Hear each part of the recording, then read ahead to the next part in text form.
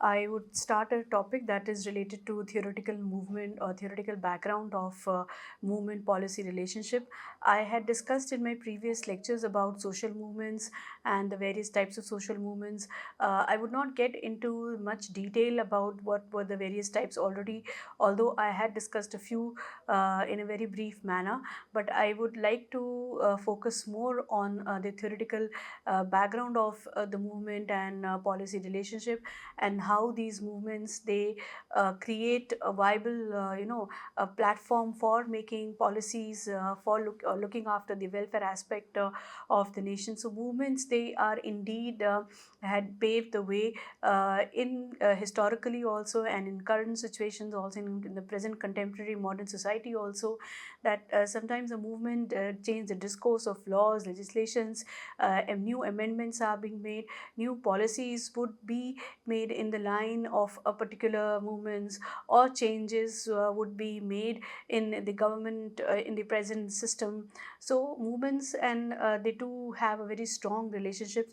There had been periods of certain crisis, and they are frequently characterized as critical junctures or moments of rupture that would create windows of opportunity for transformation in social, political, and economic life.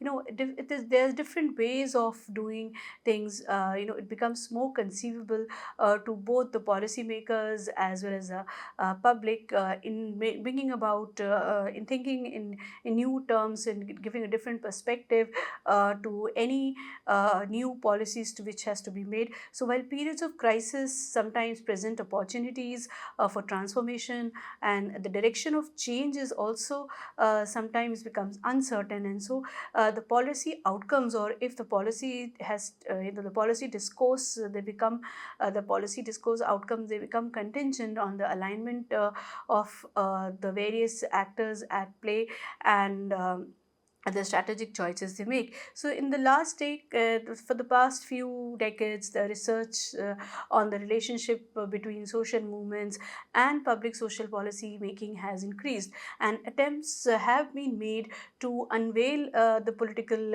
influence of movements which have gained momentum during the past decades. So oscillating between movement centered and policy centered studies, scholars have often analyzed movements as it influence as influence as movement outcomes, which in fact are political outcomes that may sometimes be influenced by movements.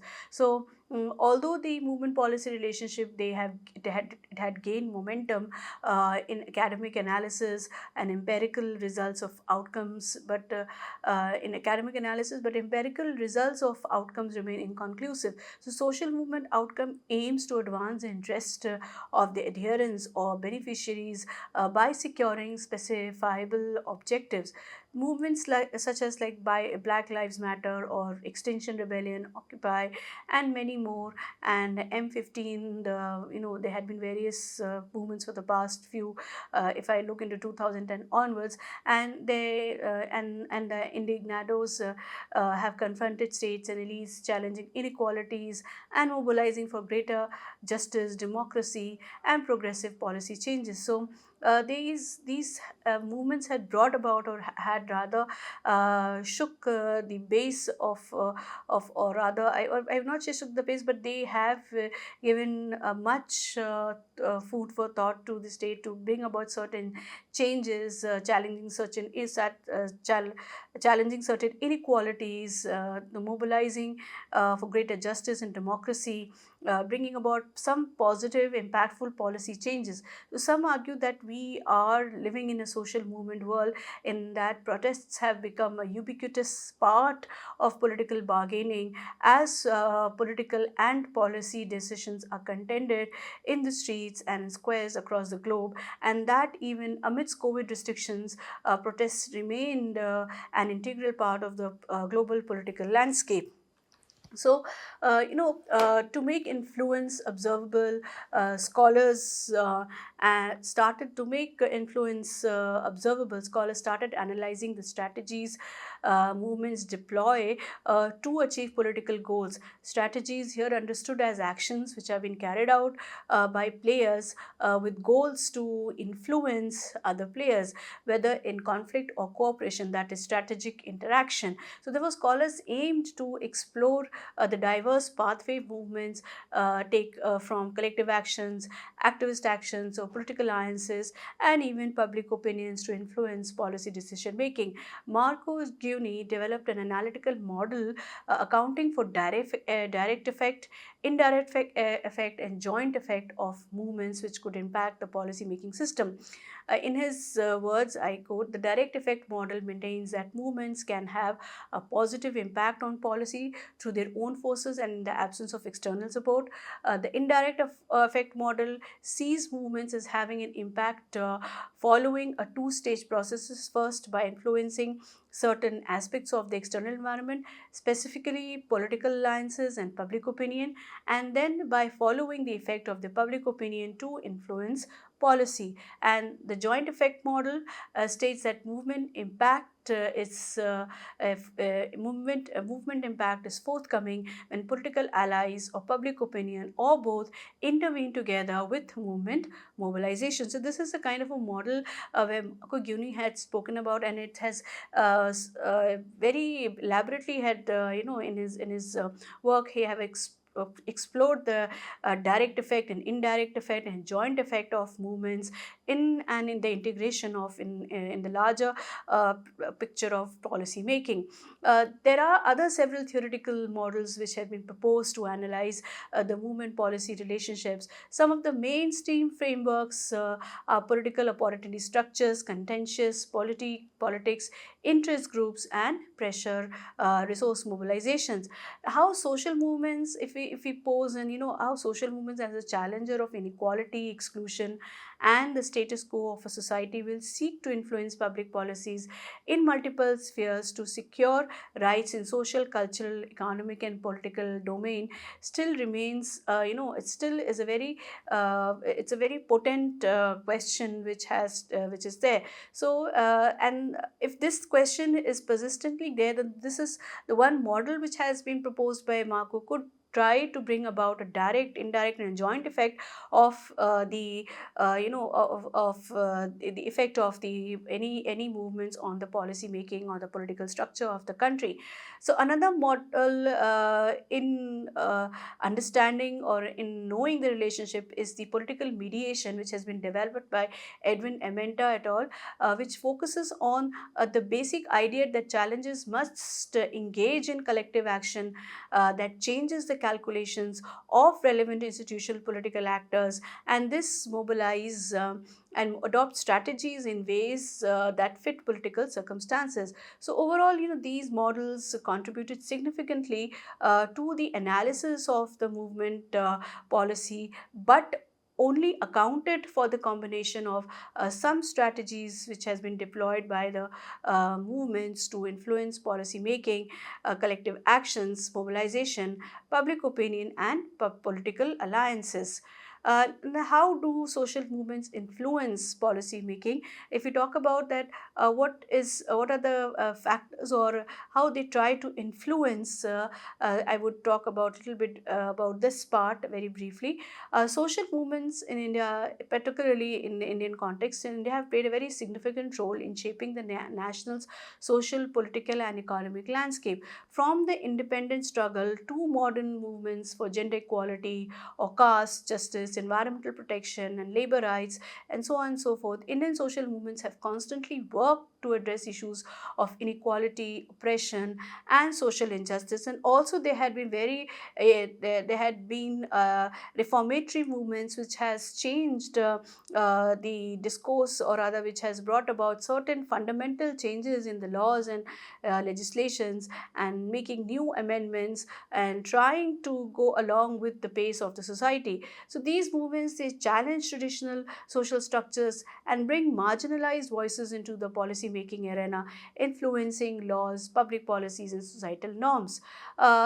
Marius Diani's definition of social movement, he has become very important, as he has defined a plurality of individuals, groups, and organizations engaged in political or cultural conflicts on the basis of shared collective identities, who through either joint communication and or action come to see themselves as part of the side in a social conflict. So social movements operate in the arena of civil society. However, unlike professionalized civil society organizations, maybe non-governmental organizations whose service delivery and advocacy roles in the mixed economy of welfare have been extensively studied. So social movements are generally formed to voice grievances and concerns about the concern about the rights, welfare, and well-being of themselves, and to demand fundamental social change, the recognition of new identities, entry into the polity, the destruction of the enemies, or the overthrow of a social order, but seldom just reform. If we talk about, a lot of studies had been taken up in order to understand the this social policy and social movement integrated approach. In the 1970s, class-based labor movements were seen as having played a very significant role in the emergence of welfare states, and in the 1990s, social policy scholarship began to engage with new social movement. It could be shortly said as NSM theories, asking how new social welfare movements were mobilizing around the questions of social policy. So new social movements were seen as a distinct from the old class-based movements, and that they not only struggle for the reappropriation of the material structure of production, but also for collective control over socio-economic development, that is for the reappropriation of time, of space, and of relationship in the individual's daily existence. So the emergence of the global 2010 plus movements like the Arab Spring, the Indignados, Black Lives Matter, and so on led to a renewed interest in and research on the relationship between social movements and social policy. While there had been a lot of studies and theoretical approaches which recognizes the power and which recognizes, while there had been various studies and theoretical approaches which has recognized the power and the agency of actors beyond state and the impact of active class mobilization. However, they did not deny the entrance or the importance of structured or hegemonic power. So such approaches were made important correctives to structuralist analysis of welfare state development. One of the most significant social movements of recent time, I would like to say that Spain's Indignados or 15M movement, which took to the streets in 2011 to reclaim the country's democracy and politics from bankers and self-interested politicians. So out of it came a political movement which and this movement actually it catalyzed much of the discontent caused by the 2008 global financial crisis, and became the launching pad for left-leaning political parties. There had been several historians, which had analyzed the various movements and the various there had been a lot of protest, which was against austerity and corruption, and the most visible manifestation of which was the sit-ins at the Madrid's Puerto del Sol, if I talk about this movement in Spain. And then there was, these movements, they kind of created or rather had impacted a lot, so that the government would make drastic measures and would like to change the course of laws, legislations. So any political or economic grievances were sometimes, so if it can be said that sometimes a protest movement, the demonstrators expressing the political and economic grievances is often met by violent crackdowns by the country's own forces, but nevertheless they are fundamental in bringing about certain changes which would be which could be beneficial for the larger population. So research on social movements and the relationship to social social policy emerged in an era of welfare state entrenchment, reconstruction, and transition in the industrialized West as scholars analyzed movement struggles for the legitimization and recognition of new welfare identities, how movements, cultural and symbolic challenges intersected with policy, and the ways in which new social movements stake claim for welfare and put on the agenda needs to do with personhood and well-being that expanded the meanings of redistribution, equality, universalism, and justice. The focus on women and social policy was a part of a wider revival of interest in human agency, which had until that point been neglected in the discipline. Some of these studies of agencies in social policy drew attention to the capacities of people to be more creative and to be more reflexive agents, and how such actions were shaped by institutions and power relations. So, national social movements, in a way, were leading to creating a more viable opportunities for the people to come together and voice their opinion or any dissent. So social movement scholars, they also started to examine a range of questions around how and why movements emerge, the relationship between contentious collective action and transformation, as well as the agency of movement actors and the significance of collective identity formation.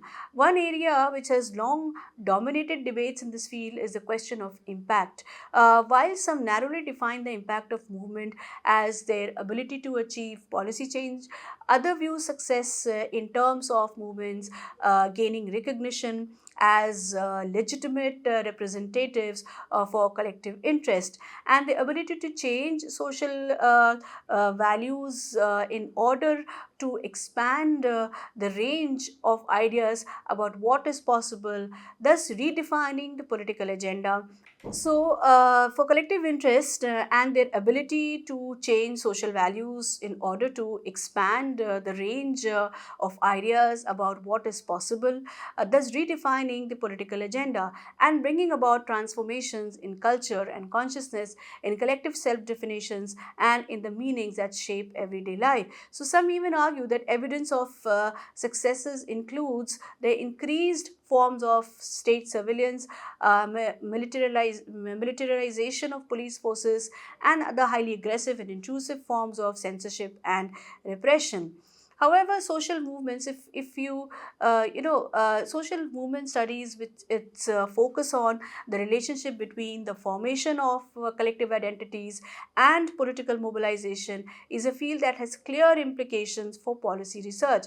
Within social movement studies, structural theories of resource mobilization, political opportunities, and framing have examined how movements seek to influence political and policy decisions.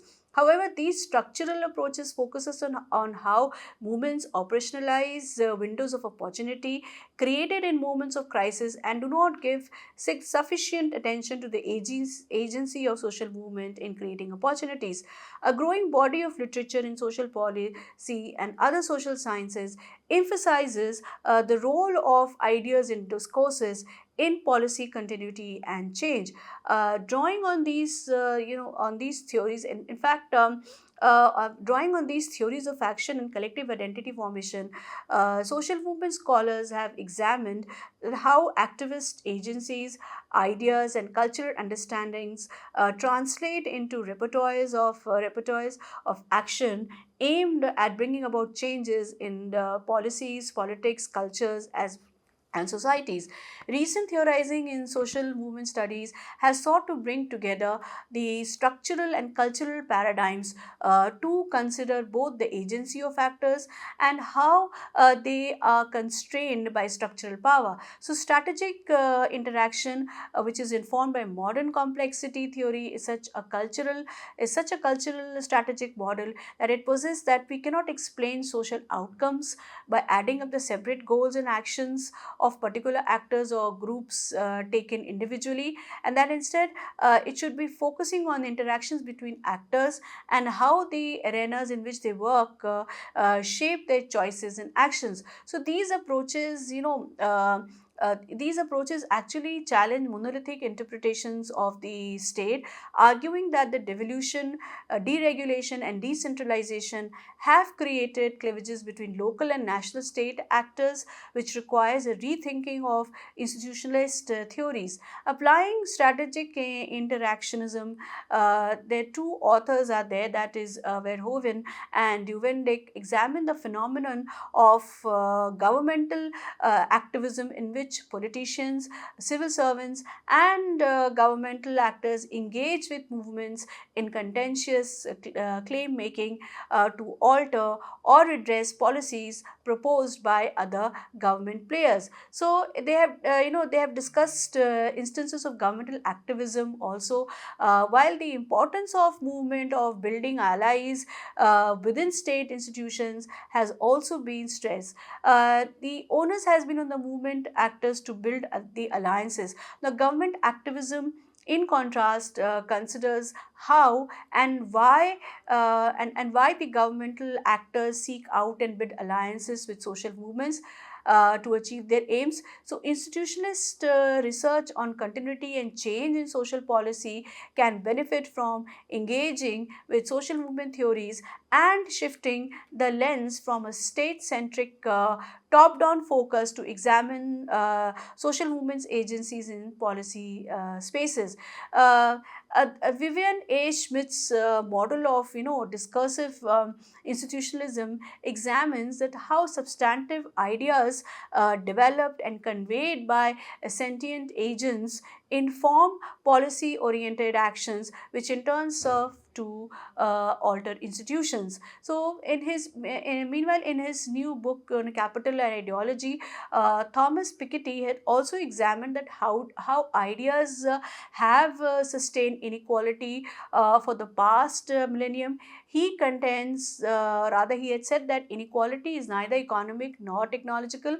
It is more of an ideological and political concept, and that manifestations of inequality are shaped by each society's conception of social justice and economic fairness and by the contending groups and discourses. So, while critics welcome Piketty's focus on ideologies, they argue that ideological change cannot simply be viewed as a matter of choice, adding that struggles over ideas do not materialize in a vacuum, but that they emerge in the context of particular state with their unique histories, bureaucratic capacities, and levels of autonomy. So they view movement as, or they, it has been found that many scholars and authors and writers, they have viewed movement as a source of challenge and creativity in society, and as fertile spaces where actors questions dominant structures, discourses,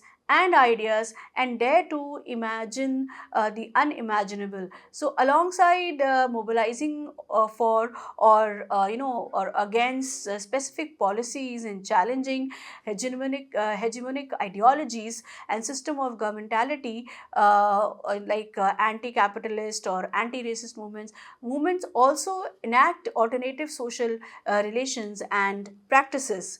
Uh, Thereby, I would like to conclude by saying saying that decolonizing effects in the social sciences, including in social policies, have generated epistemological questions that challenge the limits of Western-centric ways of knowing and seek to draw hope and inspiration from an anti-racist and anti-imperial social justice movement. So, post-development scholars critique the hegemonic form of neoliberal governmentality and universalistic conceptualizations of well-being, instead arguing for a pluriversal path to address the multiple interconnected systematic crisis of the present. They examine how movements for well-being in the global south adopt transformative initiatives and practice of care for humans as well as non-human species and nature. So, in fact, it was being found that the mainstream of the reformist policy approaches in their focus on root causes, and they embrace more liberatory socio-economic relationships. In fact, various examples, these are the certain examples. If I talk about in Latin America also, social movements have been very active in creating an alternative models and practice of well-being that reject the exploitative and extractive practices of capitalist social relations. The social and solidarity economy agenda in South America, which was built from the bottom up through collective processes led by social and indigenous movements, all were created to meet the needs of the individuals and communities rather than trying to maximize profits or financial gains. So in the context of austerity and cuts to public welfare in Europe, alternative forms of social relations have emerged to meet well-being and care needs that are structured around mutual aid and solidarity. So various examples in the past, if I have just cited these examples, that what is happening in Latin America or in some parts of Europe, or even in subcontinent or in other around the globe. So these various examples in the past demonstrated the agency of movements to imagine and enact alternative social relations and practices of well-being and care. On the other hand, they highlight the challenge movements face in achieving more structural and systematic changes.